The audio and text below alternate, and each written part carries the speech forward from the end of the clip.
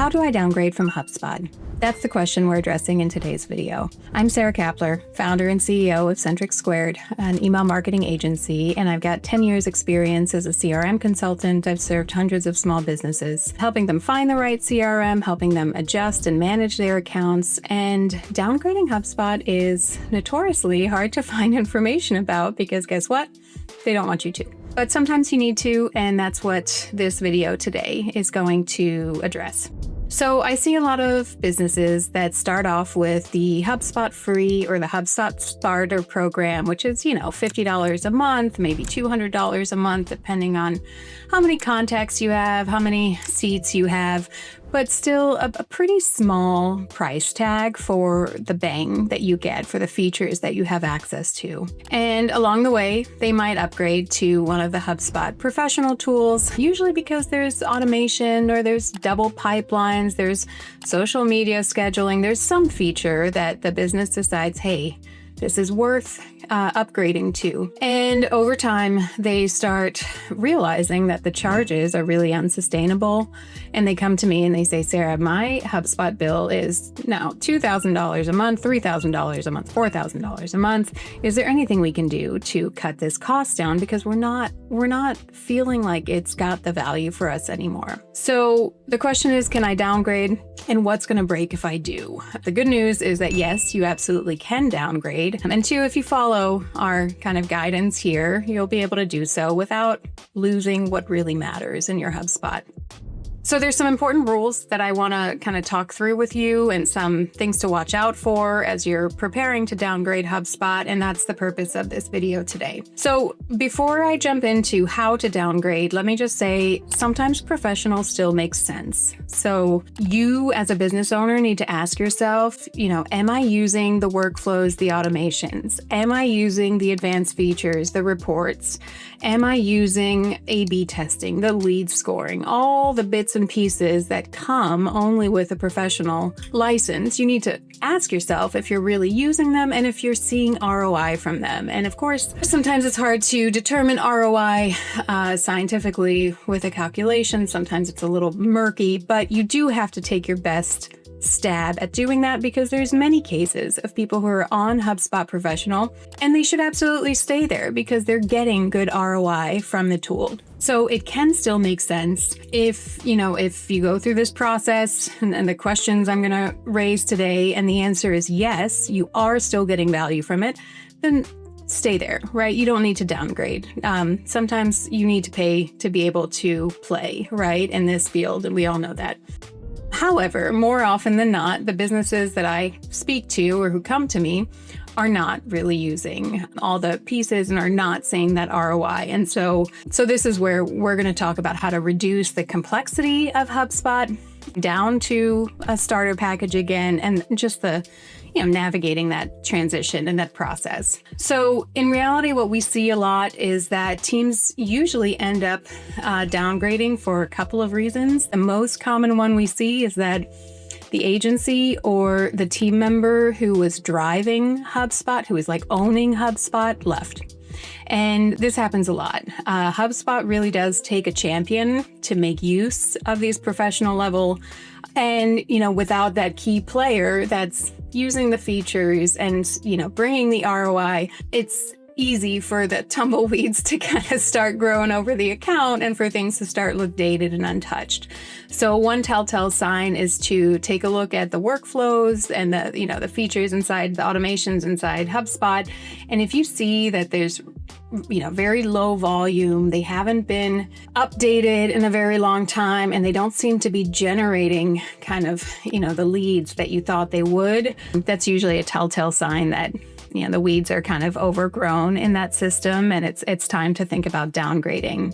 It's really about the operating model that changes. That's the reason to downgrade. Like when you upgraded, this was your current situation. You had the team, you had the strategy, you had the budget to make use of all these tools, and somewhere along the line, things changed. You invested in a different direction. You started using different tools for other purposes, whatever the reason. But you find yourself as a business owner going, hold up, I'm getting this monthly bill and it's really expensive. I don't think I'm getting anything for it.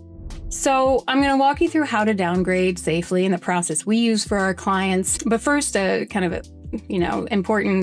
notice about HubSpot billing is that professional is on an annual contract.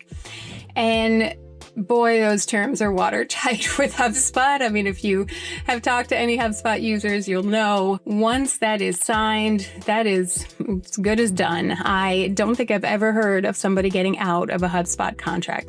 So the very first thing to do if you're considering downgrading is to go into your account, whoever's managing the billing. So first step, figure out who that is. Go into the account and check in the settings what the terms of your contract are. It'll be a 12-month renewal and it'll list a date, March 1st, 2026. That is now your target date for having things ironed out, because after that date, you're going to roll into a whole other 12-month contract. And that pushes the timeline out on the downgrade. So first thing I would recommend is go in, familiarize yourself with the existing contract in place. There are some cases like the startup plans or some nonprofit where, the terms or the conditions might be slightly different. And it's really the first thing you need to look at, because that's going to anchor your entire project, right, to downgrade HubSpot. So check your renewal date. When you do reach out to downgrade, you're going to have to reach out to HubSpot and have a conversation with them. Hey, HubSpot, our situation's changed. We're no longer using this. We want to downgrade back down to starter. HubSpot is going to ask you questions. They're going to say, okay, how many marketing contacts do you need? How many seats do you need? I'll prepare a quote for you.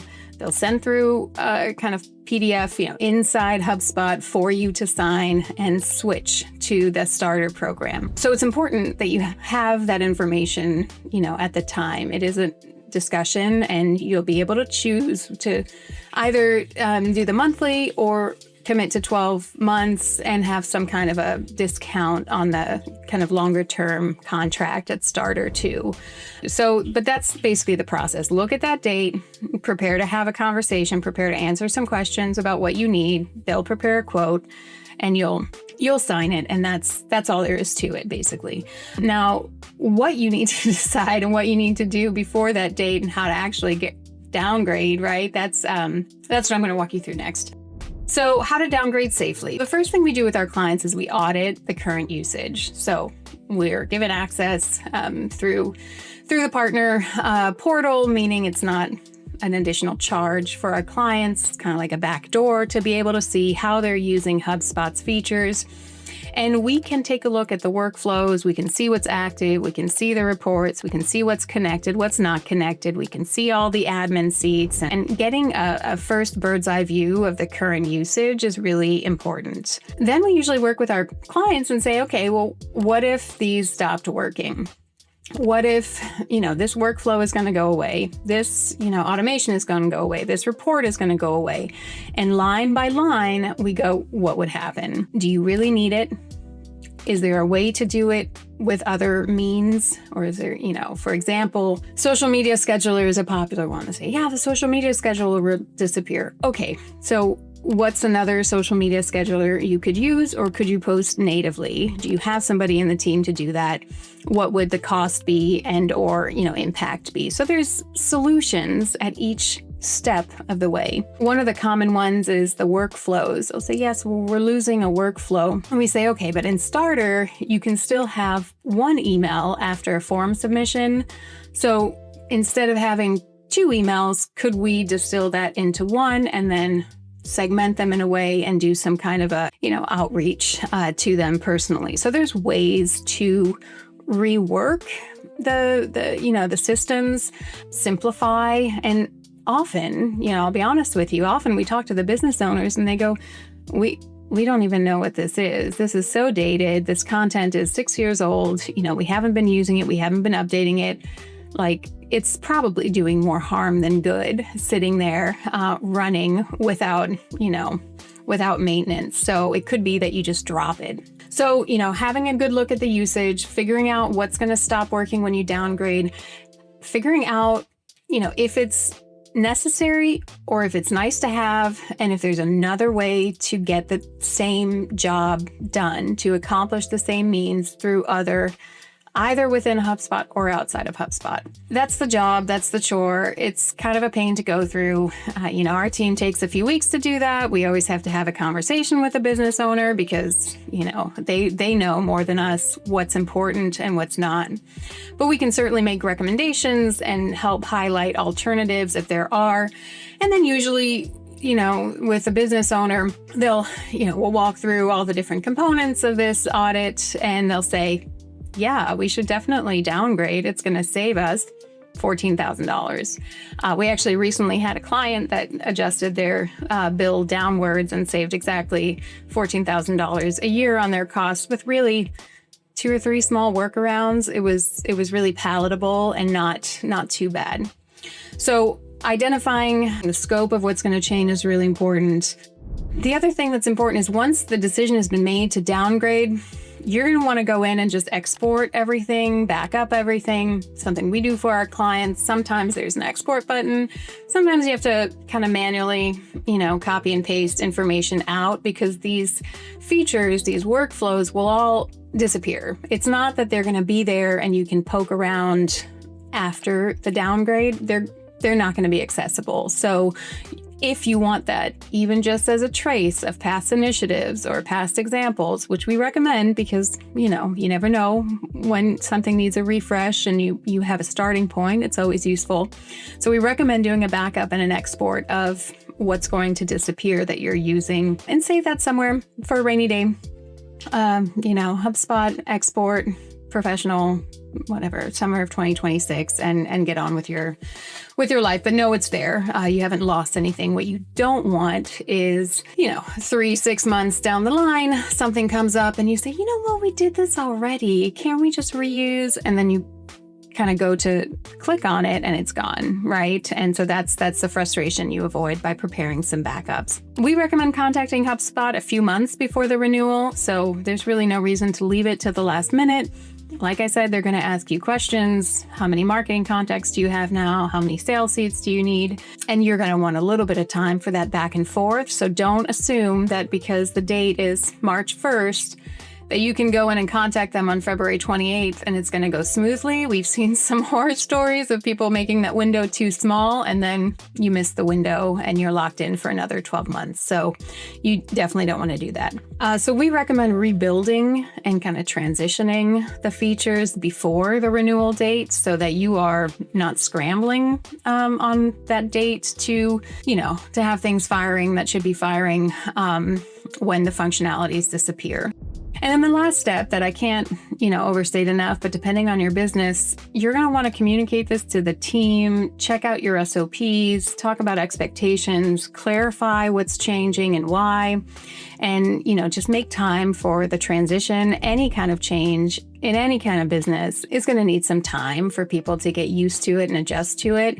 And the more time you give yourself, the better. So that's it. That's what I wanted to cover today. The final kind of takeaway here is, yes, you absolutely can downgrade. Don't think of it as a failure. I like to say it's right sizing. So, your needs change and being able to identify those and have a tool that's, what you need it to be is a really positive thing, right? And so, yes, you can save some money, but it's also getting kind of more in tune with the team and the business and your strategy. So it's a positive exercise to go through. And, every time we do this with clients, they feel like they come out stronger. I've never had a case where somebody missed a feature that, we reworked in some way. Overwhelmingly, the feedback is, great. Now it's the right size and we're not getting lost in this additional complexity. There's not random, things set up that nobody's maintaining. It's a good process to go through and worth it in most cases, at least in the cases we've done. So that's it. That's my video. I hope you found this useful. Please subscribe if you haven't already. Like I said, I'm Sarah Kapler, CRM consultant.